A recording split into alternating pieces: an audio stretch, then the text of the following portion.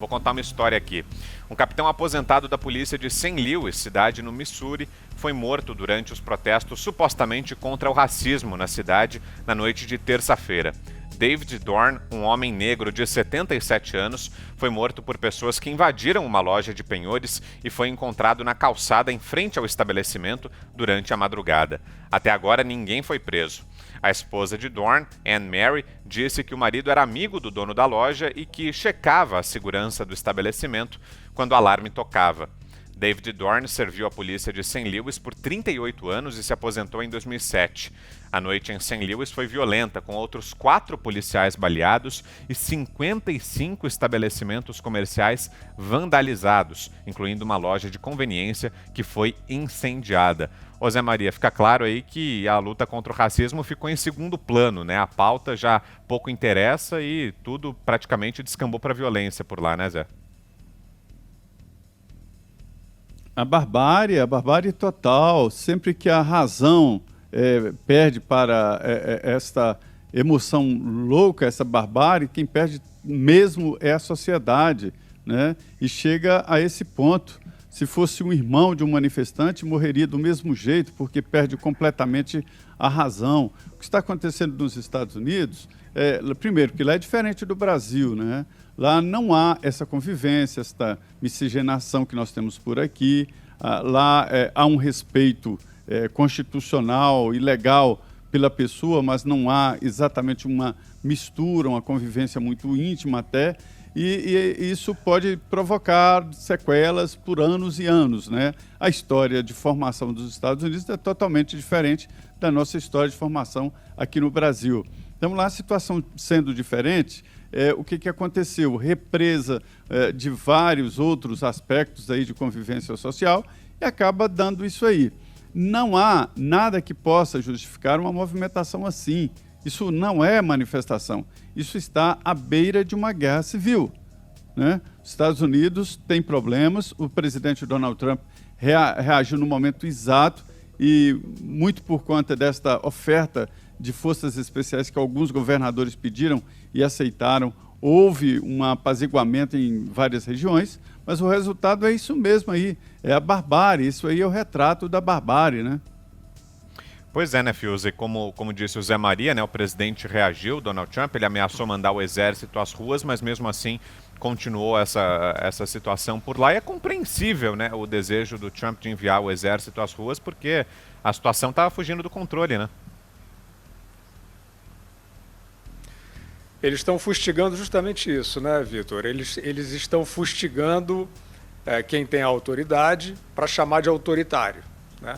É esse simples jogo, né? Não é mais uma questão racial, é dramático dizer isso, porque a gente está diante de um fato terrível, o assassinato do George Floyd, né? Brutal, né, por um policial, e a reação imediata, como o Zé estava falando, né, emocional, às vezes passa do ponto, mas já não é, evidentemente, essa cadeia que sobreveio aí, não tem mais nada a ver com o George Floyd. Inclusive, o irmão do George Floyd fez um apelo. Manifestem-se, sim, indefinidamente no país, no mundo inteiro, sem violência. Ele fez um apelo em homenagem à memória do meu irmão, que era um homem da paz. Manifestem-se sem violência. E ninguém ouviu.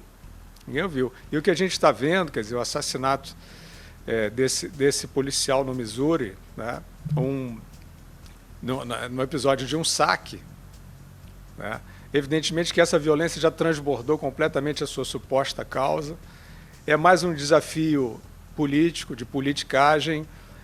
De fato, também, como o Zé Maria diz, eu não acredito que seja uma mesma organização em ação no mundo todo, mas está acontecendo em outras partes do mundo, e é uma espécie de epidemia também.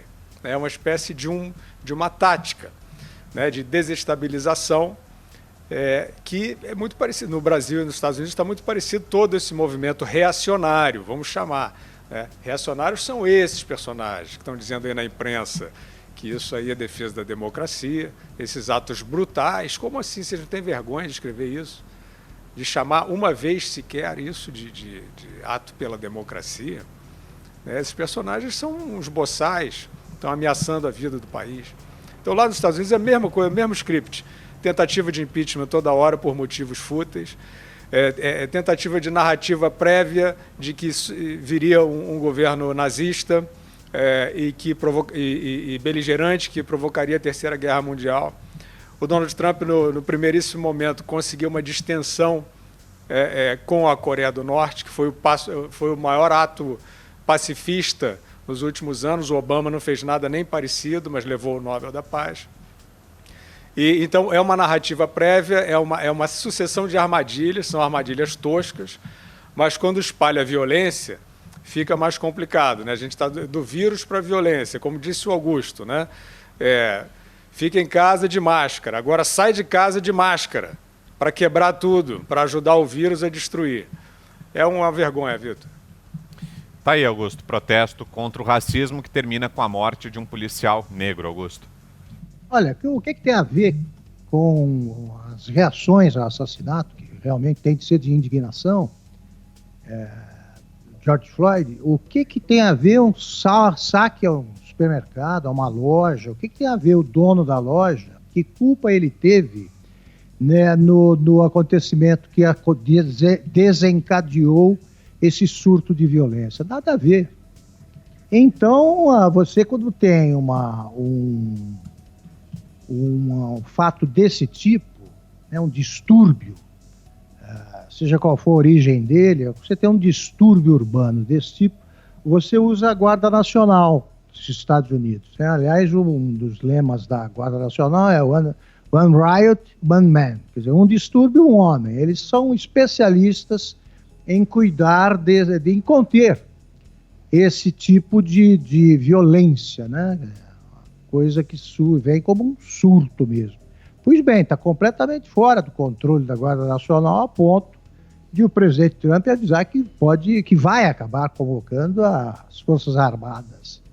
Porque, repito o que disse ontem, as Forças Armadas são responsáveis pela manutenção da lei e da ordem. Quando vai escapando a isso, não é nenhum ato nazista você usar as Forças Armadas como forças de paz. A ONU vive usando, etc. Então é por aí. Mas você tem o que o Guilherme chamou de narrativa falsa, para você transformar tudo isso numa tentativa de desgaste do Trump. E eu lembro que os grandes avanços na busca da paz internacional ocorreram quando presidentes americanos eram conservadores, porque eles estavam acima de qualquer suspeita para fazer algum tipo tentar algum tipo de diálogo com ditaduras comunistas. Foi o Reagan, né, o Ronald Reagan, que era um homem assumidamente conservador, que deu aquele conselho sábio ao Mikhail Gorbachev, que era o ditador da Rússia: derruba esse muro, vamos derrubar esse muro. E o muro de Berlim começou a cair ali. Foi o Nixon que se reaproximou da China comunista para baixar a temperatura da política internacional. Então são esses os presidentes, acima de qualquer suspeita, aos olhos dos conservadores, que podem fazer o avanço. Quem tem mais de 3 neurônios e leu mais de 10 linhas de história sabe disso. Quem não leu, vai para essas manifestações ou, quando está à distância, as apoia, né?